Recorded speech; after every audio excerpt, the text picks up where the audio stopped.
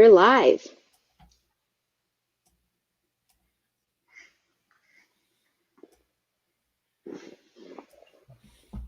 So I'll let you know when people start coming in. Awesome. There are 4 people in. Hi, everybody. Hey. Hello, 4 people. Wonderful. We are going to get started in just a minute. We're going to let some people show up, but thanks so much for showing up for our Emotional Straight Talk with Bill Sturley. We know this has been quite a trying time, hasn't it? It really has. Mm-hmm. And there's about 50 people that signed up for the call. So it's a good group of folks that are going to join us on our journey here. Yep. Susan Richland says hello. She is in the house. Susan. Hey, Susan. Awesome. And Diane also says hi. Hello. That's great. So we've got about 14 people online now. So that's wonderful. Awesome. So we're going to be talking today about getting and communicating in an emotional safe way during this time. Obviously with crisis and conflicts, we have to be supportive and use empathy. Right, Bill? Yeah, that's where we're going next. How do you best express ourselves and kind of not just get our language and our physiology to work better together, and that's a big part of what we're going to do today. Mm-hmm. Hi, Mitch. Hi, Mary, Christina, Josh. Hello, everybody. Welcome. Yep. Susan says, thanks for doing this for us. We all need help. Yeah. I was thinking about that while I was putting this together. I go, there's, throw a life ring out so people can start getting used to managing their emotions with the different things that are going to be said and happen in the environment, which is really, really important because, it's important to watch how we take things that are being said in our direction. The newscasters are going to say and emphasize things, different people in the administration or the different city officials, state, national officials are going to say some things. We've got somebody from Melbourne, Australia. Stavros, very nice. Hello. Welcome. Yeah. Yay. A little bit of international support.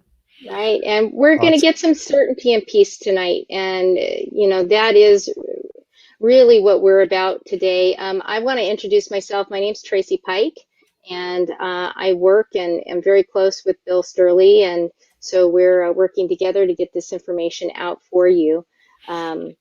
And obviously, I'd love to introduce Bill. I'm going to wait just a couple more minutes and we'll introduce him fully. But he's been up to a lot of stuff, if you guys haven't been in connection with him lately. I have.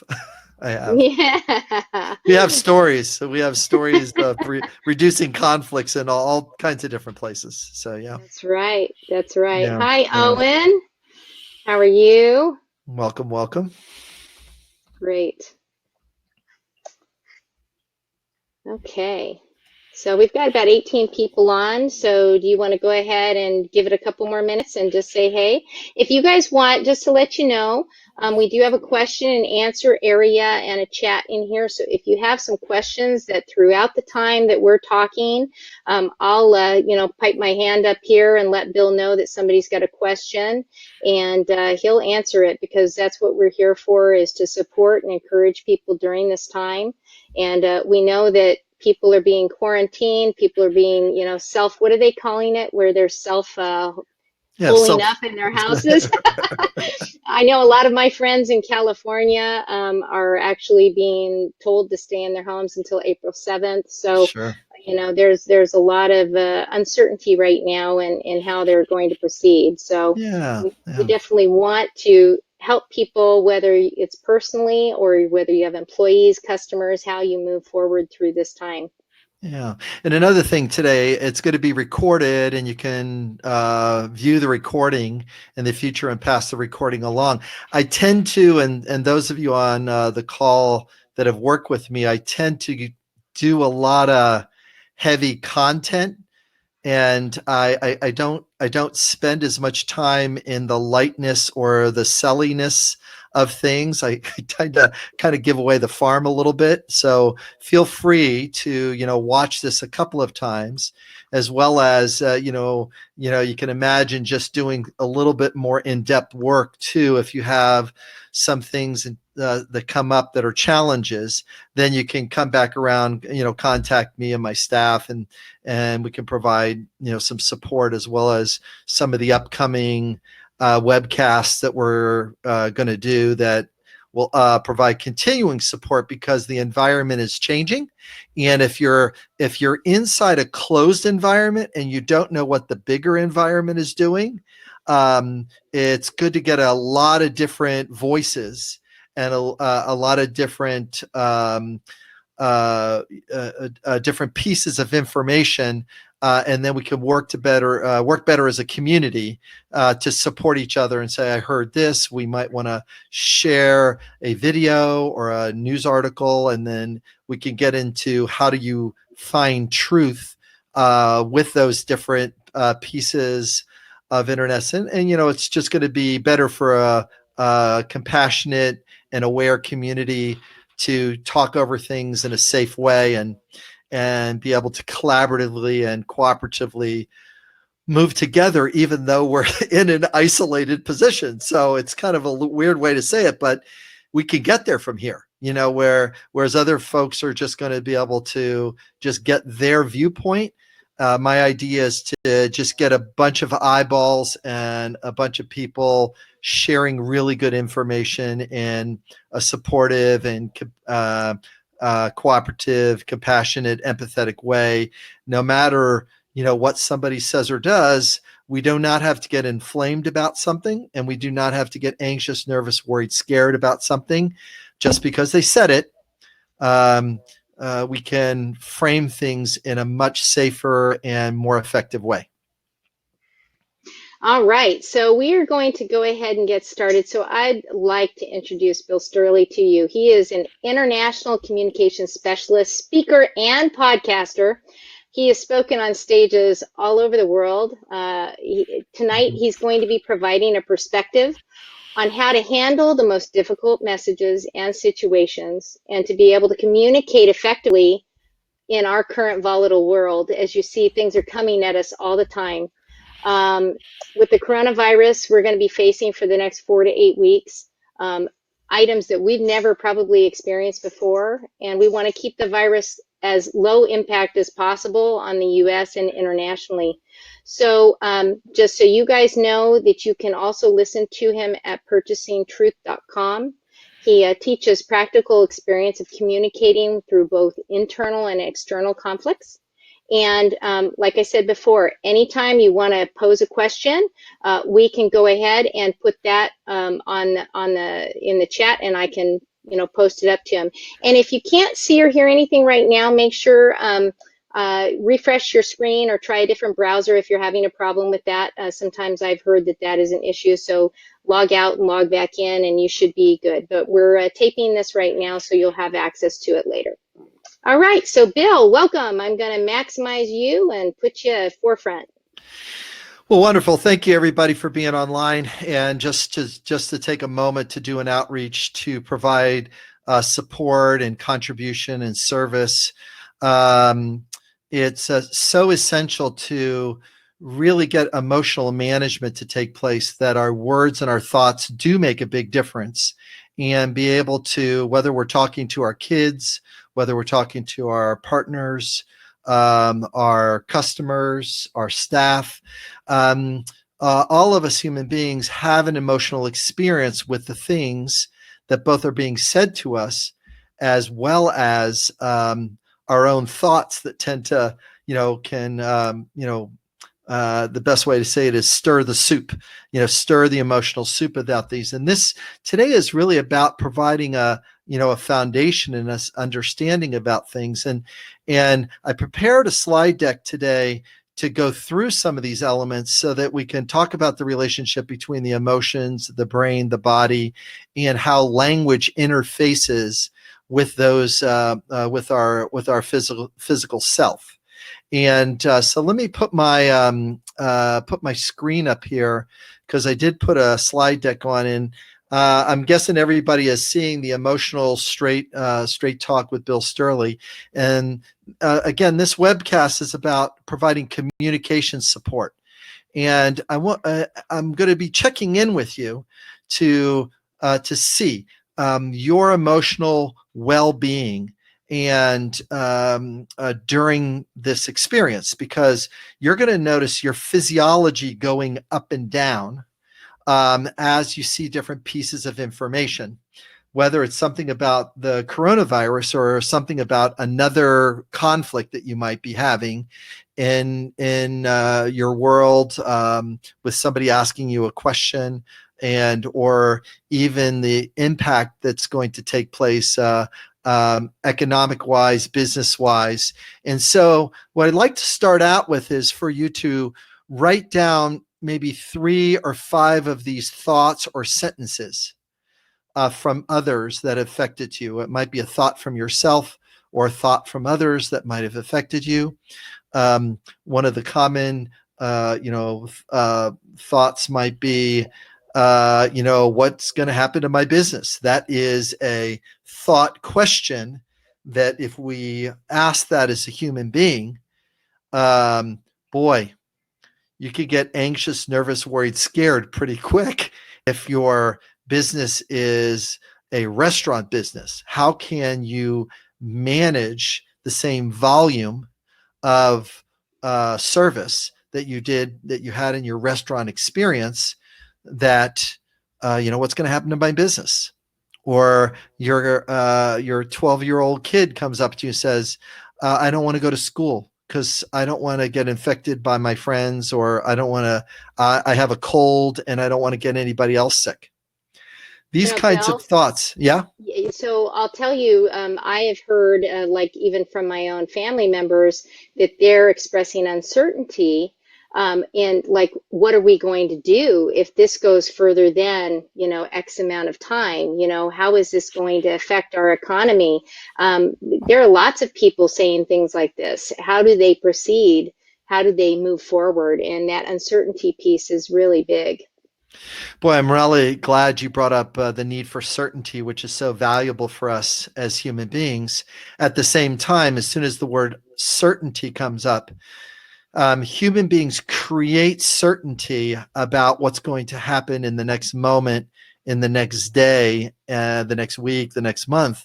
But as soon as we create a thought that does not meet the need for certainty, what about 2 months from now? See how simple that thought is? What about? Now, all of a sudden, here's the emotions: anxious, nervous, worried, scared. So those are called future-oriented emotions. Those are emotions when we are thinking our needs are not going to be met in the future. And then we're going to have things called past-oriented thoughts that will cause past-oriented emotions: helpless, hopeless, overwhelmed, and depressed. Those are all called past-oriented emotions. So our emotional range, we're going to talk a little bit more about that today, as well as in future webcasts. Great. And we'll go for about what, about 10 minutes or so, until maybe about 7 o'clock. And That's right. okay, great. And then we'll take some questions and jump into that. Okay. Okay. All right. So the first thing to take a look at is that our language comes to us from 3 positions. Different people have different thinking styles, and some people are more logical and rational, and some people are more emotional and interpersonal. Some people are more maybe creative or innovative, and some people are more structured. And because our language is constructed different ways, it affects our emotions and our perceptions differently. Our behavior can be summarized into one sentence: no one says or does anything unless a need of theirs is being met. And because of those needs that are being met and not met, our emotional world, the richness of our emotional world as a human being, comes out and moves into an action that moves us or motivates us into the world. Now, then we got these pesky things called beliefs, these biases, these fallacies that we have running in our head. Now, those things also have influences, because if we have a globalized thought about something and it's a belief about the way the world is, that also can affect us emotionally too. So, Bill, I have Gabrielle. She put down a few of her sentences, and one of them was, my teenagers don't get the seriousness of this, and they could get this and or infect everyone else if they hang out with their friends a lot. So she's, this is one of her sentences, right? Um, That's a great sentence too. Your teenager comes up to and says, listen, I just want to go hang out with my friends. So notice there, from their perspective, from the teen's perspective, they're so striving for the need for connection that they're not interested in the need for safety, or they're not interested in the need for consideration. So as a parent, our talking point is, first, I hear you feel excited about connecting with your friends. Is there a way that we can get safety for both you and them, as well as consideration, so that over the next week or two that we can contain the virus? Now, the kid is not going to like that narrative of connection versus safety or connection versus consideration for other people in the community. They don't like it because their kids, by their design, are interested in meeting their needs first, more ahead of the needs of others most of the time, because that's a little bit about what it takes for a kid to be independent, is they have to pursue the things that they're interested in. So we'll talk about how to construct those sentences about, I hear that you're excited about connecting with your friends. They say yes. I really want to make sure that we have safety and consideration for others. And then you got to ask them, can you say safety and consideration back to me? Because that's not even on their radar screen from a thinking perspective, because they're so much pursuing their needs, and their behavior is to connect with their friends. And they don't know that, or they can have the experience of connecting with their friends online for the next week or 2 or 3, and we'll see how it goes. And that becomes managing them through the process of consideration or the process of safety for others. Does that make some sense? Yes, and all of you who are listening, make sure you put in your questions that you have, because it helps Bill explain how this is pertinent, and it'll become more clear as you hear him speak, and I think it'll give you some good guide points that you can use in your everyday communication. Yeah, and meanwhile, we'll feel scared because we have a need to protect not only our kid, but also protect their families and others in the chain of things. And the kid can't see past their immediate tribe, And that was one of her other questions, was one or more of my family members and or I might die, because they're not thinking, oh, my parent is possibly in that age category where, they could be vulnerable to this. That's right. That's right. And that's the thing to really kind of get a hold of. Our brain does some unique things with language. It radiates around. It creates a range of physiological experiences.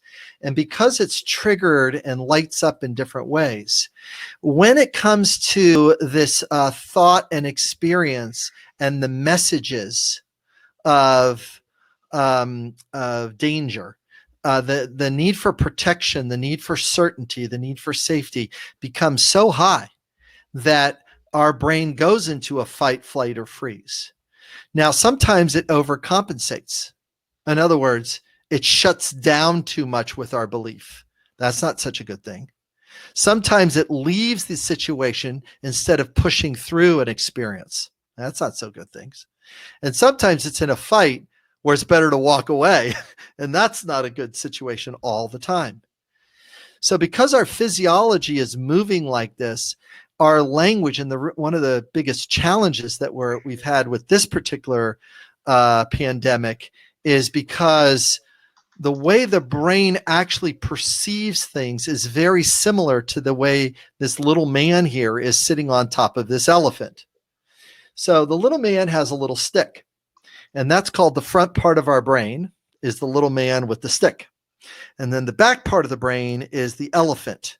So I have the newer part of the brain that has 400,000 connections. This is called the rider. And it does pretty good with clear, short messages. But if they're not clear messages, they actually get confused. And then the rider doesn't know where it's taking the elephant. And some of you may have noticed that some of the messages from various different government and political individuals, they haven't been providing clear messages. And the writer has been taking the person one way and then taking us back the other way and taking us the other way. And then now all of a sudden, the elephant is going, wait a minute. The subconscious mind is going, wait a minute. This is scary. We don't have safety here. I heard that it wasn't dangerous, and now I hear that it's dangerous. Which one is it? And this is a thing called an activation called it's a thing that makes the elephant sit down. Our brain sits down and then goes into an overprotection experience. Now, there are certain countries, because they did not get ahead of the situation, they allowed their rider to rationalize or minimize or exaggerate the levels of safety or exaggerate the levels of protection that were taking place. And now the elephant is clearly sitting down, whether it's the elephant of the economy or the elephant of we're stuck in our houses now, is like, we've got to manage this thing really, really differently. Because in the other pandemics, what has happened is other individuals and other circumstances were able to manage the messages between the rider and the elephant in past communications of health issues. And they were able to situationally firefight, make some mistakes, adjust on the course. But because now that the elephant is sitting down, until we can get the information that we need, we're a little stuck. Does that make sense now, Tracy? Yeah, yeah. And I mean, this gentleman from Australia saying he's totally blind and hearing impaired, and these rules that they've imposed for him have caused a lot of that fear, fright stuff, because he can't shake hands. I mean, right now, all of his abilities that he's used to interact with the world are being said, no, no, no, don't do this. And, he's saying the mainstream media is making it out as if there's nothing you can do but get sick and let the illness run its course. And how do you deal with that part? Because communication-wise, how do you do it? So what winds up happening is the trust that we're needing in our messaging has its limitations, because regrettably, and it's some things that I feel particularly exasperated about, is when I'm listening to news media and politicians unskillfully not being able to manage the messaging between these three positions. They're not doing a great job.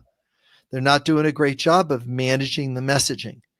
And so what happens is people feel overtly scared, panic, nervous, anxious. Meanwhile, most of us, and we're going to talk about some charts coming up, are meeting the need for certainty and safety and stability by some of the actions we're taking. But because we don't have the information and data that we need yet, what happens is the elephant is getting stuck and is having to sit down, slow down the economy, shut down all the arenas, and nobody over, no groups over 50 and no groups over 25 and no groups over 10. It's like, yikes, because they have not been able to manage the messaging and get ahead of the things that they needed to do to meet the need for safety and protection early on. So when a computer gets overwhelmed, it starts to shut down and the hard drive is too full. And that's what winds up happening in our brain. So this is a slide I pulled from another deck regarding, here's this power supply, here's the front part of our brain that's the RAM, here's the back part of our brain that's the hard drive. It now needs to be defragged from the negative messages that media has been dumping in our direction, as well as the internet, as well as friends, as well as go through a drive-through and there's the person holding, in plastic gloves, taking your credit card or not. They have the thing outside. They're just swiping it. So the need for safety now is being demonstrated overtly because it was not met. The need for safety and protection was not met earlier. And so now we have to meet it in a different way. And our language is more like a software in order to deal with how we manage. When we want to learn something new, that's called, we're going to plug into one of those expansion slots, which is actually what we're doing here on this webcast, is we want to put in a new way to talk about things so we can get the protection and safety that we need and talk about our emotions safer, so that what winds up happening as we come out of it, we won't be carrying the fight, flight, or freeze moving forward and be able to deal with and pivot with the transition to take place. What is the truth? Well, in this picture, depends on which angle you're looking from. Bill, this made so much of a difference for me. And I know that people looking at this are going to go, aha, because this perspective is this observational thing is really big. So we want to get our observations so that we have flexibility and dexterity. So we're able to look from this blue circle into this blue thing and don't necessarily concentrate so much on the projection, whether it's the blue projection or the red projection. Don't concentrate as much about that. We actually want to concentrate on what the cylinder is. In this current situation, we're looking for safety, certainty, protection, clarity, reassurance. Now, as soon as I mentioned those 5 words, some of you actually started to feel your body calm down. Let's try it again. Safety, protection, certainty, okay, clarity, reassurance. So we've had Mitch Newman asked, what are some ways through language to create safety for our kids when we as parents are uncertain? Okay, so thank you for that, Mitch. That's a great question. Our kids are going to not have a big enough perspective. One of the biggest problems our kids do is because of their limited language, they always shift from one projection and argue about that. And then they shift to the other projection and argue about that. And as a parent, you're going like, wait, wait a minute. You're bouncing back and forth. Okay. So, Mitch, it comes in 3 steps. Step number 1, whatever your kid says to you, repeat back to them verbatim. This allows them first to be heard. Take a breath. And even if the thing is wrong, so you would like me to hear that you read on the internet that the virus, can be, airborne for 4 to 6 days. it's like, oh my gosh, but it was, whatever, 3 to 6 hours in the 3 hours in the room. They tested or something like that. But it was it's like a smidgen of a fact. And what they do is all they got to do is switch one word from minutes to hours, from hours to days. And all of a sudden, the truth gets out of hand. The brain, the elephant part of the brain, has to protect, so it has to sit down. It then has to validate or stick in there so that it starts arguing for its false point of view. And in this moment with a kid, I'll say, oh, so you heard it this way? Oh, that's interesting. I think I heard about it this way. Or let's look it up together so that both of us can have clarity about that piece of information that you're sharing with me. I hear you feel anxious about that piece of information, and you need clarity like I do. You need safety like I do. So now we're creating an experience that we're their ally. We're working with them together to figure out what the cylinder or what the truth is. Okay, so does that make sense? And if anytime the media exaggerates something, and I think there is a comment about exaggerations too, is that anytime the media exaggerates something or minimizes something, we know that level of communication, we've got to have an extra sensitivity to it and say, wait a minute, that sounds like an exaggeration, or gosh, that sounds like an oversimplification. So we can return to what the cylinder is and not concentrate on the projection, which is what the person is enlisting us to look at. They're saying things like, and just to pick a sentence from President Trump, well, there's 5 cases and soon it's going to be 0. Now, that exaggeration was not in alignment with helping everybody to meet the need for safety. It wasn't in alignment with that. It was trying to provide reassurance, but it wasn't in alignment with other needs like certainty and trust and also clarity about the numbers. It's better to do clarity, or what we call scary honesty, than it is to put down an opinion about something, because an opinion is always a projection. It's not the cylinder. Okay, does that make sense? So, Tracy, is there something else that you'd like to add towards that? I think that by using this style of language, what I've experienced with my children, with my clients, is that the situation, rather than being like this big arch that goes like this, I found that it's really calmed it down. You have a particular term for that, right? Where you're bringing the curve down, you're flattening the curve, I think is what you call it. That's right, yes. Yeah, so I've really found that from a reward standpoint, that by using this style of language, it's really helped me communicate with these people and calm the situations down so that people aren't reacting in fear. That's right.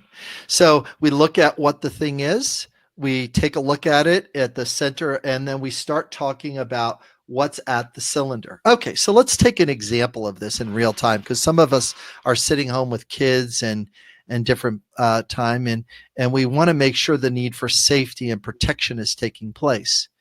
And this is a sentence that was posed to me in Flint, Michigan, during the Flint, Michigan water crisis, when I was training government employees about how to speak through conflict.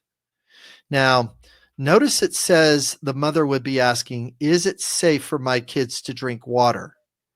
Now, in this case is it safe for me to go out, for my kids to go out? See, we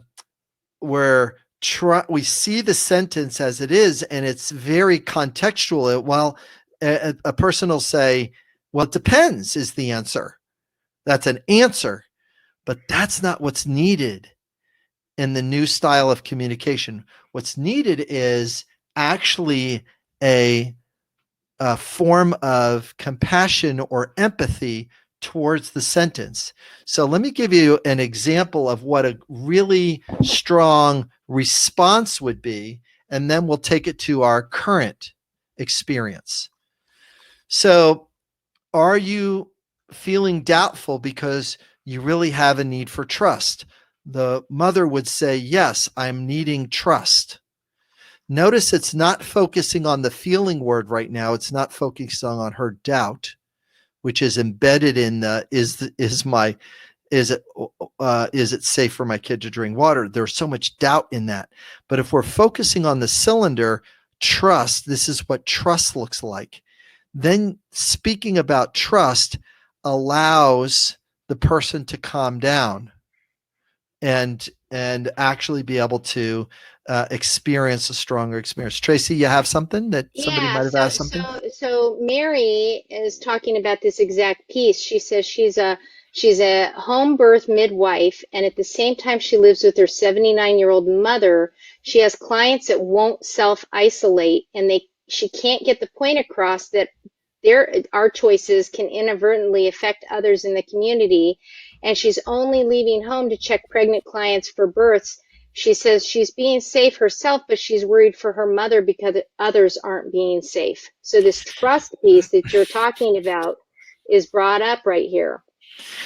Yes, yes. And the questions and the inquiry around trust is Mary is going to provide. Listen, I want to make sure some trust is taking place before I come over. Would you be willing to tell me what your experiences are about going out? And now they're going to feel worried and anxious because the pregnant person the mother would like support to show up. They want to make sure they're okay, right?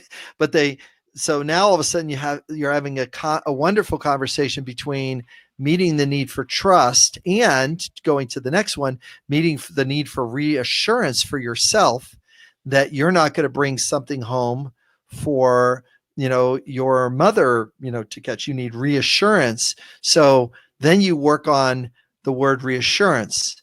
So, and then finally, this is what safety looks like to me.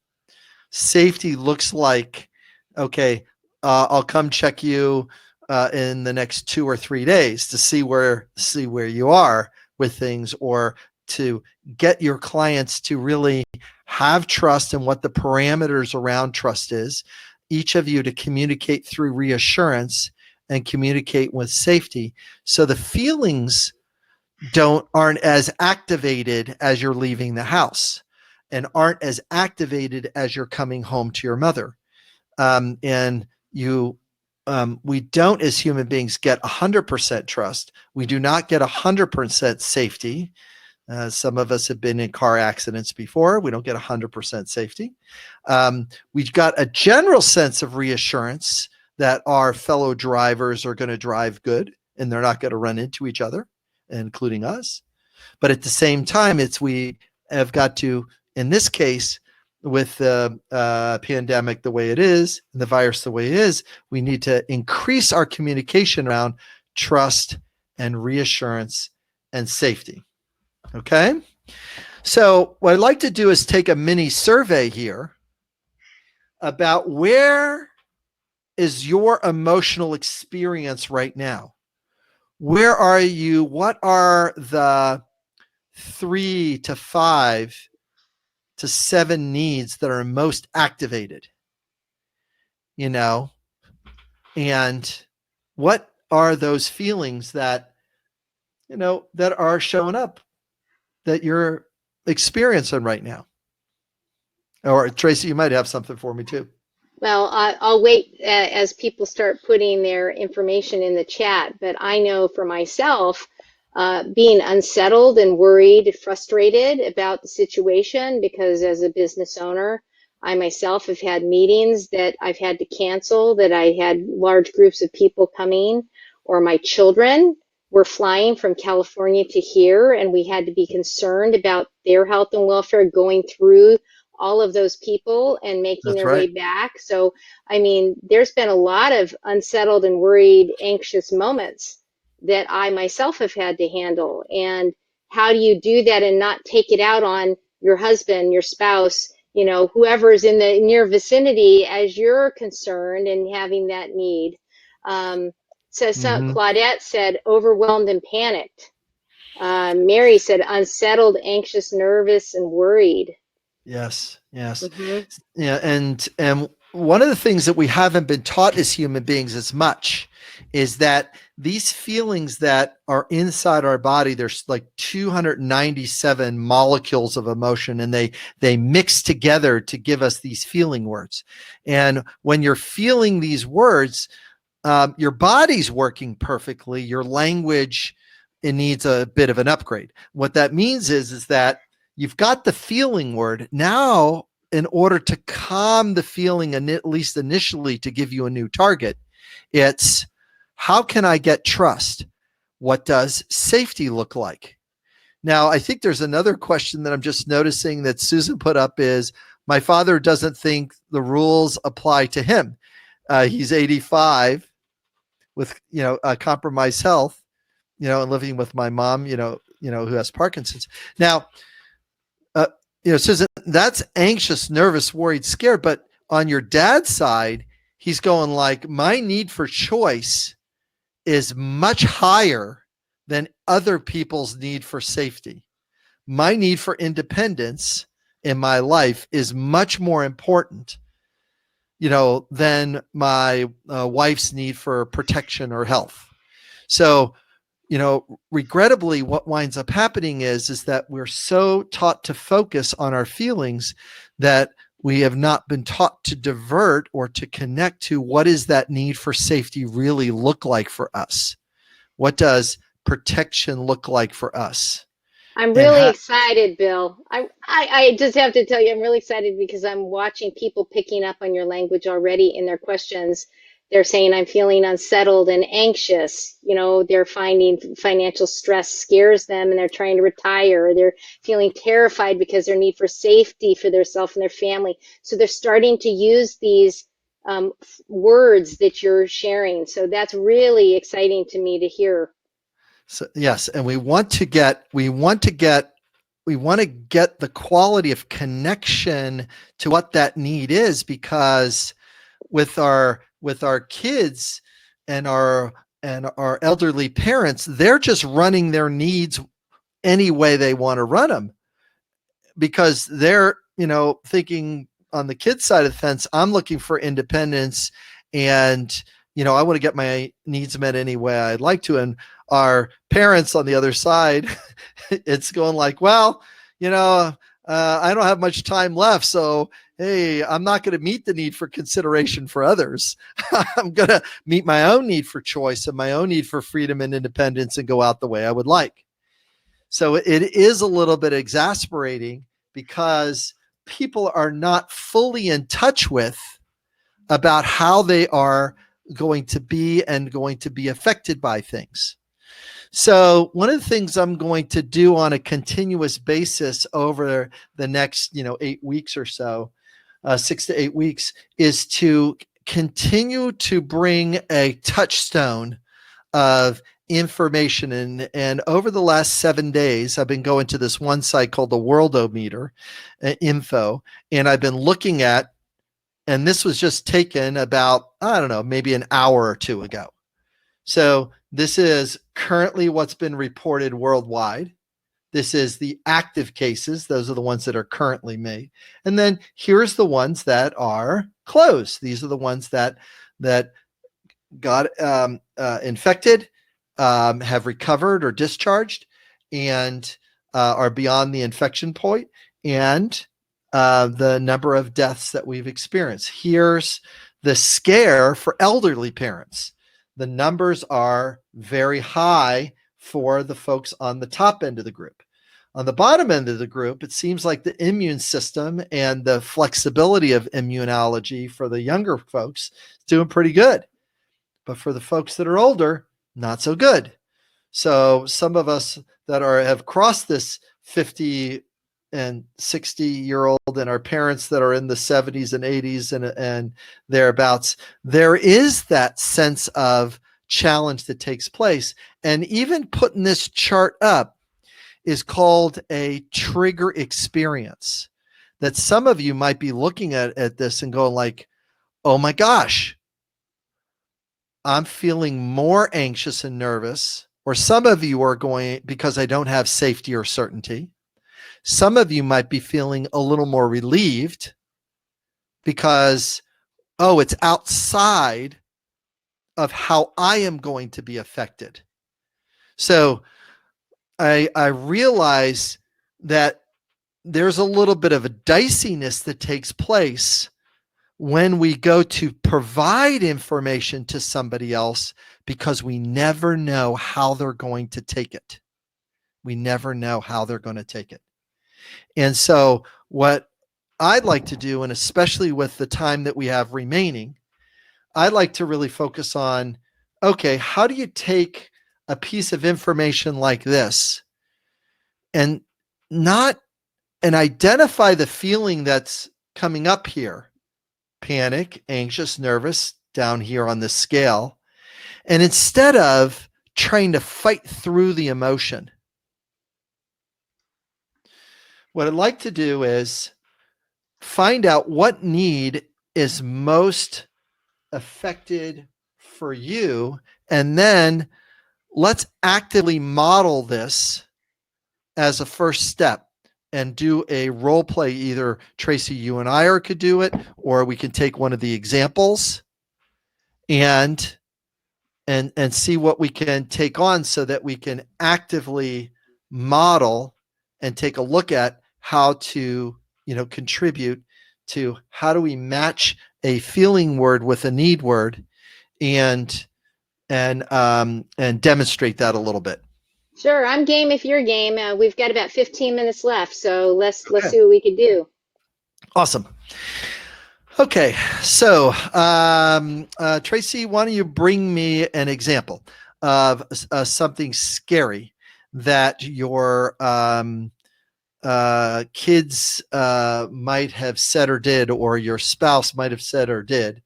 And let's take one of those examples. And if anybody else wants to type an example in, and for those that would like, I can send out a needs inventory, as well as a feelings indicator sheet, as well as a 4-page processing document that can help people to actively model this and to use this in your daily life. And so we can definitely do that. Okay. Sure. So I will say that before my children went out to California, I knew that this coronavirus was becoming an issue, and they Yes. were going to be out there for 3 weeks. And I went and got them some masks just to be proactive inside the airport, to make sure that they were practicing wisdom and that they were safeguarding themselves in close quarters. And when they got out to California, on the other side, my ex was out there and said, "What does your mother have you doing?" And created a sense of confusion in my children, because they were trusting me to impart wisdom. I wasn't fearful. I was just practicing safety, right? Right. So my need wasn't met on the other side from the other, person, because they weren't confirming. They were basically telling my children that that's being silly. Why are you doing that? Okay, so let me do a empathy sentence for you, which would sound like this. So Tracy, I'm guessing you probably felt a little bit irritated and annoyed because your need for support wasn't fully met by the things that your ex-husband had said to your kids. Is that correct? Yes. So now that's when I asked if that correct, what it is saying that's what was bugging Tracy was support.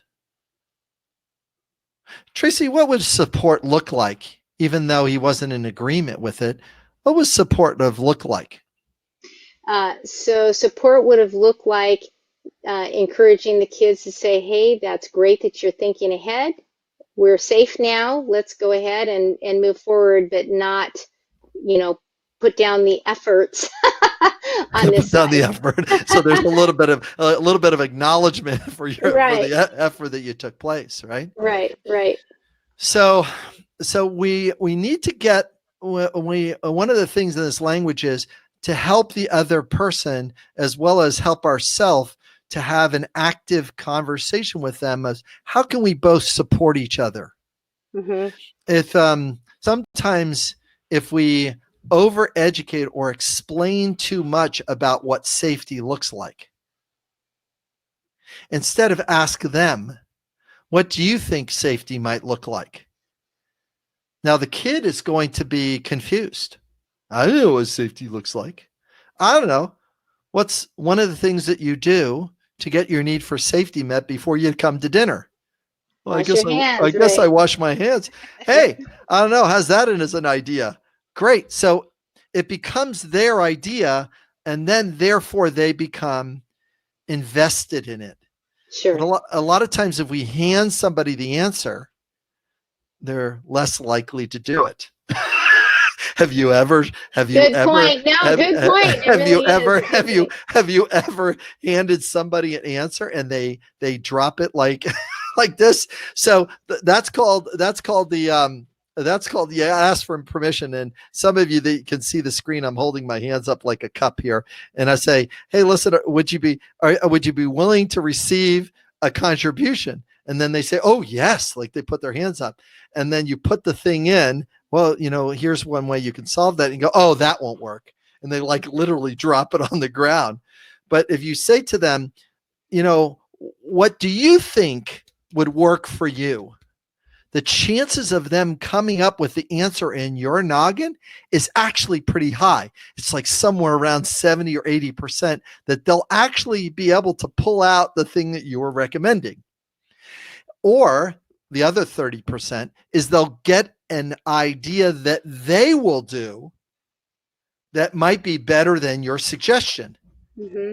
And then that really, really can make a difference.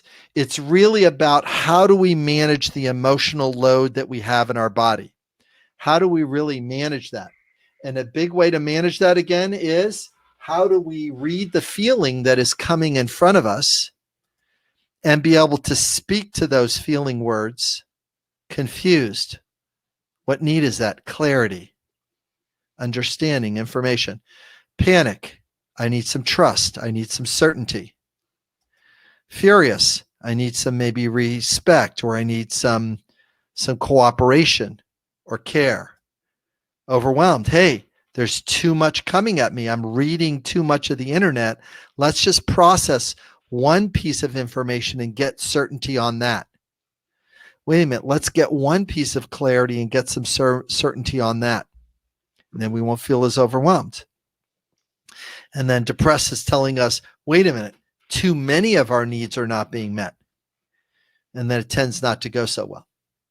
So we have about 8 minutes left. Yes. So where would you like to go from here? I want to swing up to the positive side of the fence here. Okay. I want to talk about how can we look at this downtime as an opportunity to learn. Look at this time to upgrade our skills, whether it's adjusting to the new environment of protecting each other by keeping social distancing, like that's the current recommendation. But what does this thing say? What does this phrase say? Anybody have could read it out loud, or anybody? What do you think that says there? Let's see.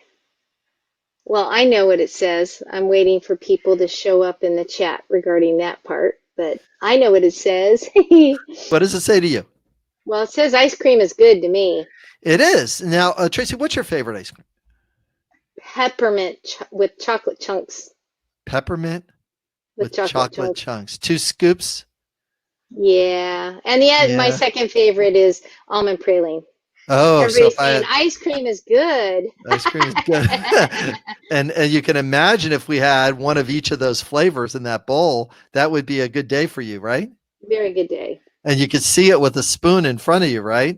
That's right. Christina says, mine too. That's her favorite ice cream. So the nice part about this is that as soon as we start thinking about it, our mind can't tell the difference. Because as soon as I hit this button and pull the screen away, You took away my ice cream. notice how quickly your emotions changed. Yeah. Notice the disappointment or the humor in it or the confusion. What does it say? It doesn't say anything, Bill. Now, in order to change your emotions instantly, all I need to do is go backwards once. And now what I've done is do a thing called restore the illusion. I restored the illusion. Listen, in the health crisis right now, yeah, sad, exactly. Then the health crisis right now, we had three big pandemics run through over the last 12 years. Why didn't everything shut down back then? Right. The message and the protection and the narratives were managed differently. And because the messaging was done from a safety protection piece in the past, even though there was many people died, most people didn't panic. Most people didn't get scared or terrified. And most certainly we didn't get locked in our houses the last 3 times this has happened, because we met it proactively to meet the need for protection, safety, certainty, communication, clarity, reassurance. We met those needs ahead of time. And once we restore those needs inside ourselves and keep advocating and talking about, Tracy, your need for safety and protection is being met right now with your kids in your house, correct? Yes. Well, then everything outside your house might not meet those needs, but at least when you wake up and go to bed, you've got some general sense that there's some certainty and safety and protection. Correct.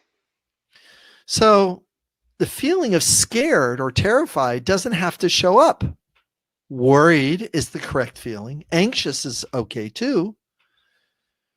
So our mind fills in the information. It makes up that truth perspective. Remember the projection of truth? We looked at the projection in the cylinder. It makes up the projection that we're going to get ice cream. And it fills in the information, and it affects our beliefs and prevents us from growing and learning and changing. Like all of us that are doing on this call right now, is we're upgrading our language software to say, wait a minute. We can meet our need for safety and certainty and trust. We can order food and go pick it up. That's what we can do. We don't have to clean out the toilet paper aisle. Don't have to do that to meet the need for certainty.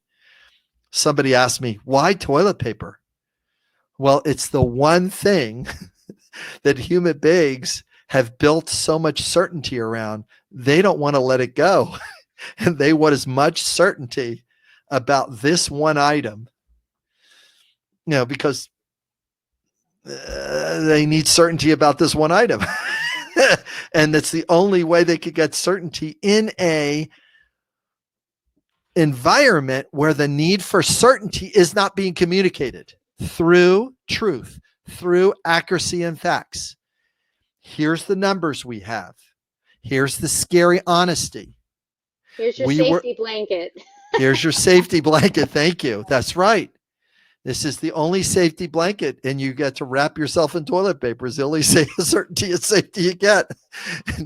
And there's a little bit in humor in it because it's not necessarily in alignment with something that is going to be fulfilling. So, Bill, we are at our time. So let's wrap up and make sure we get these people off in an hour so that they can move forward. Awesome. So one of the things that we're going to be talking about, and I know that we're going to have a way for this community to get together in communication. I feel really really good about being able to hold the space for us to gather and to take our um, our communication and upgrade our communication.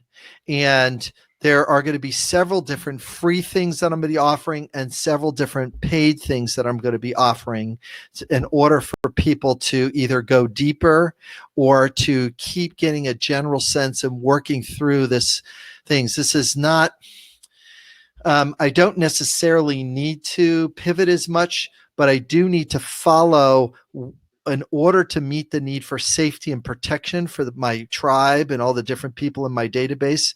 I want to make sure that I'm keeping all of us safe, the ones that I can include, as well as the people that you would like to refer and bring into our tribe so we have a healthy way to communicate. And it allows our molecules of emotion, which is in our slide right now, to stay calm and know that there is so many ways that we can talk about these situations and circumstances, as well as build alternative business models to help ourselves move forward, build an alternative communication strategies for our kids, be able to communicate online with each other in a more compassionate way, be able to communicate through our texts so it doesn't inflame the person that's talking or listening. And that allows that inflammation to be reduced inside our body by our language choice. Yeah, the situational circumstances have problems to them, but we definitely do not need to scare ourselves. And then, as well as when we're talking to others, we need to be able to be heard fully and to be able to nurture them fully moving forward. And so there's email follow-ups that we'll be doing for all those that are online here, as well as I think, Tracy, you prepared a link for the people that might want to do some deeper dives in about a week or two, correct? Yes, it's I've gone ahead and put it in the link right now. They can click on it. It's a 6-week program, and it's very, very affordable, and you'll get the best of Bill. We'll be doing it on Thursdays at 9:30. It'll be 6:30 p.m. Pacific Standard Time, 9:30 p.m. Eastern Standard Time.